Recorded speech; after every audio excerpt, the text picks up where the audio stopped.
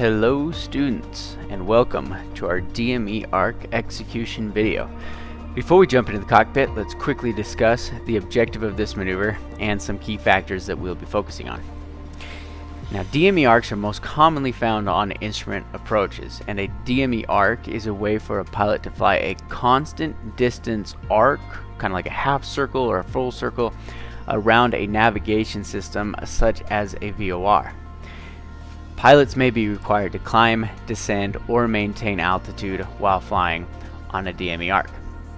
In this maneuver execution video, we will not be covering detailed aerodynamics, maneuver diagrams, common student errors, or the ACS standards. This video is to simply explain and demonstrate the execution of the maneuver and will vary based on the aircraft you are flying.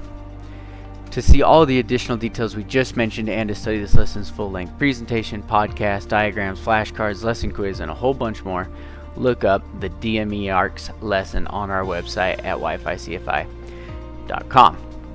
Lastly, before we jump into the cockpit, there are a couple of key factors that we need to cover regarding this maneuver.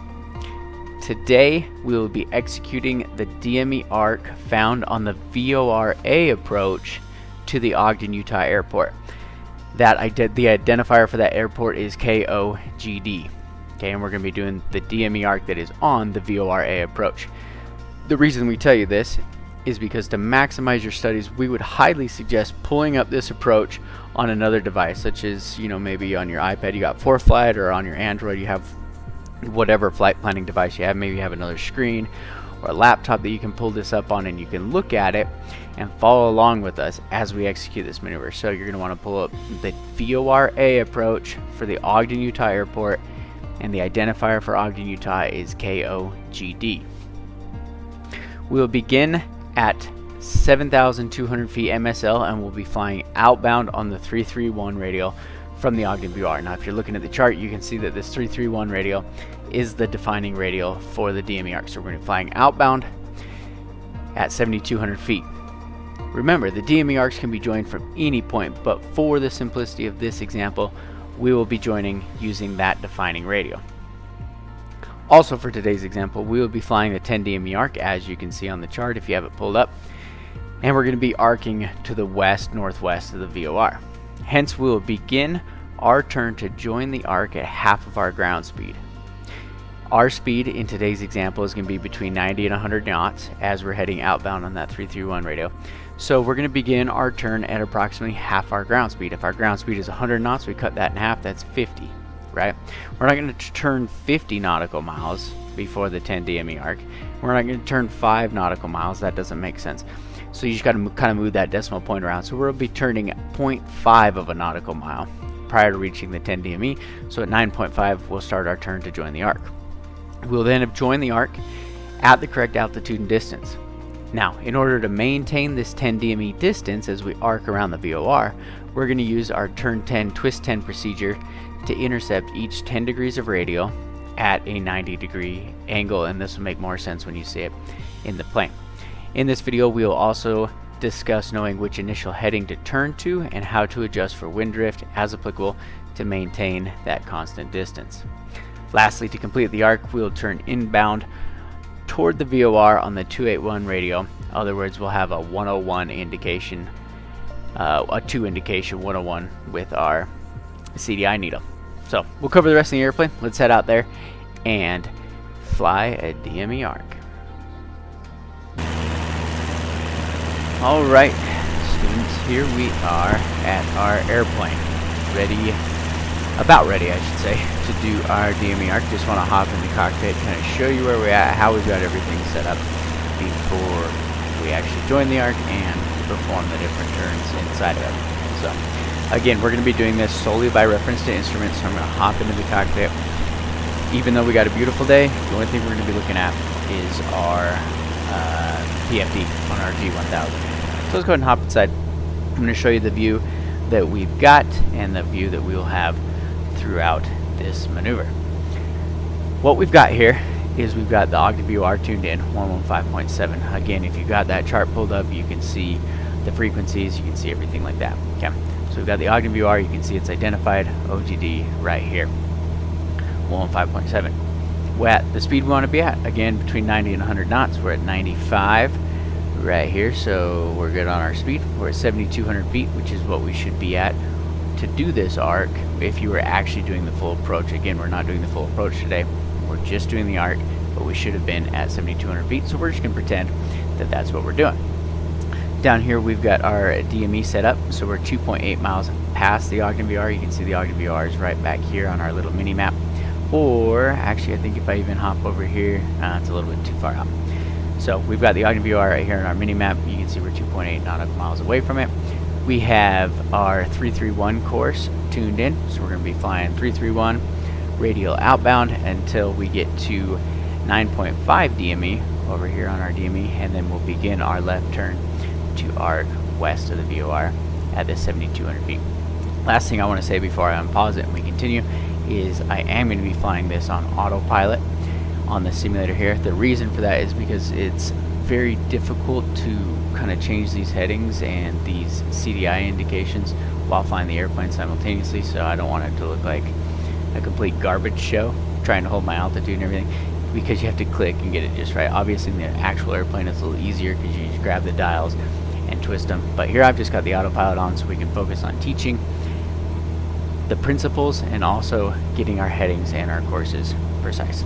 I think that's about it. Let's go ahead and unpause it and we will continue on our flight. So we're just going to continue straight ahead here again until we get to that 9.5 DME.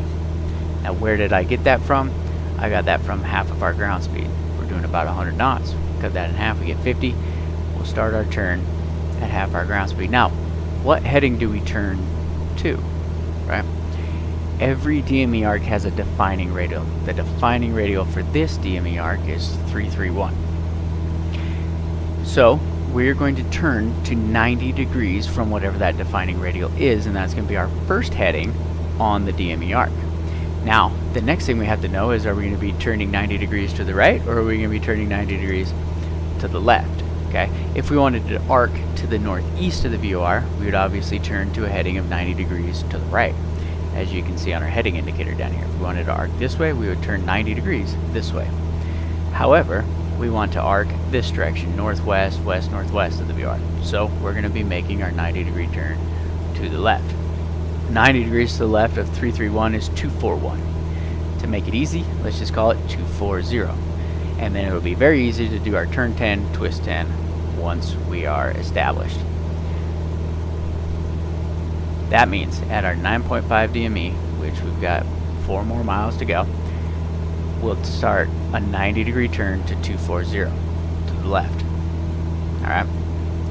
Once we're there, we'll then go ahead and just twist our needle. Remember, we're going to flip our needle all the way around so it's pointing towards the VOR, and then we're just going to do turn 10, twist 10. So we'll be turning our heading 10 degrees, and we'll be twisting our CDI needle 10 degrees to make it go full deflection, and then we'll just stay on that heading until the CDI needle comes in and centers, and then we'll do it again. Turn 10, twist 10, and we'll just be watching our DME right here in the bottom left corner to make sure we keep it pretty close to 10. Now, does it have to be exactly 10? No. The current ACS standards are plus or minus 1 nautical mile. But we do want to keep it, obviously, for practice and for perfection, to keep it as close to that 10 as we can. It will vary a little bit. And as we're doing the turn, we can talk about how to vary those headings and whatnot to keep it closer to that 10.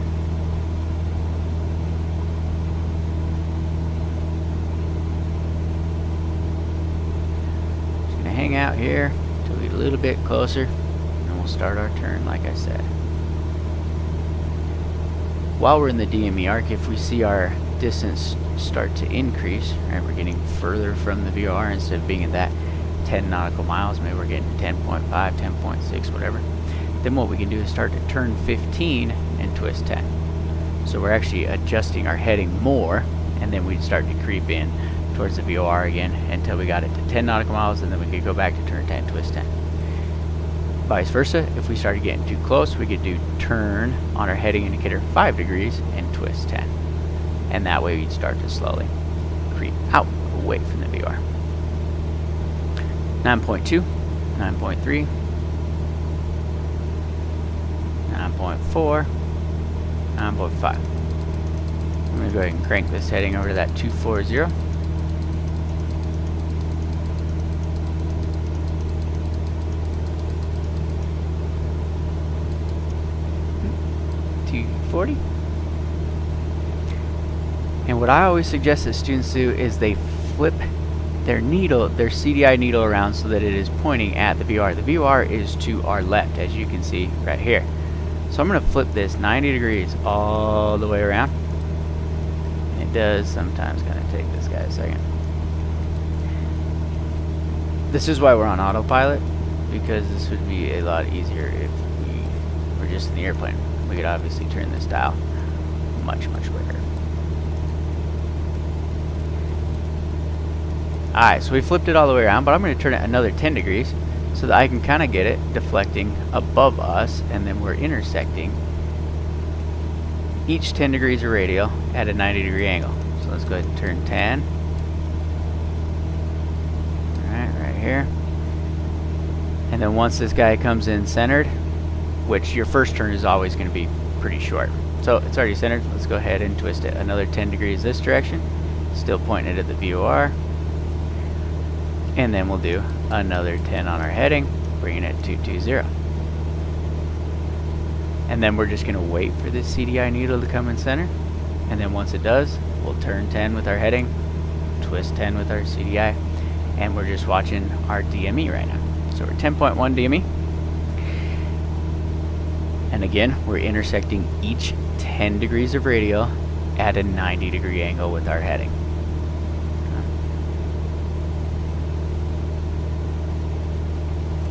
And I'll keep showing you how it goes.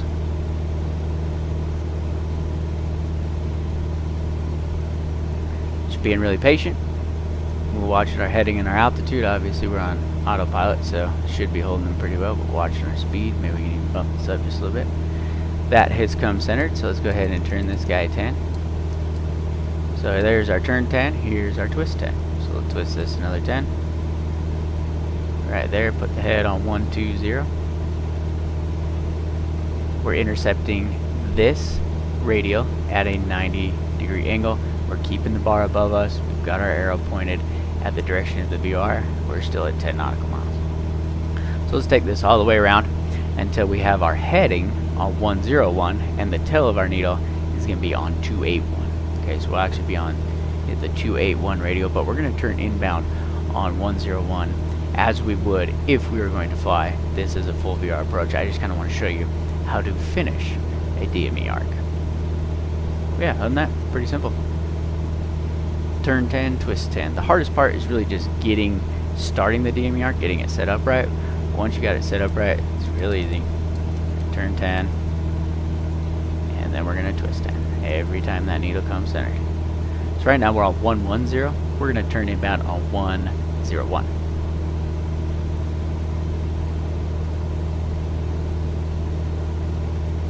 DME still looking pretty good. 9.8 over here. Been creeping in just a little bit. If we were going to go much longer, I'd maybe start, doing the turn 5 twist 10 to kind of start creeping out. But our DME arc is about to end, so there's not really a point. This is basically our last turn in the DME arc, so there's not really a point in trying to correct 0.2 of a nautical mile. So I'm just going to leave it at the 9.8.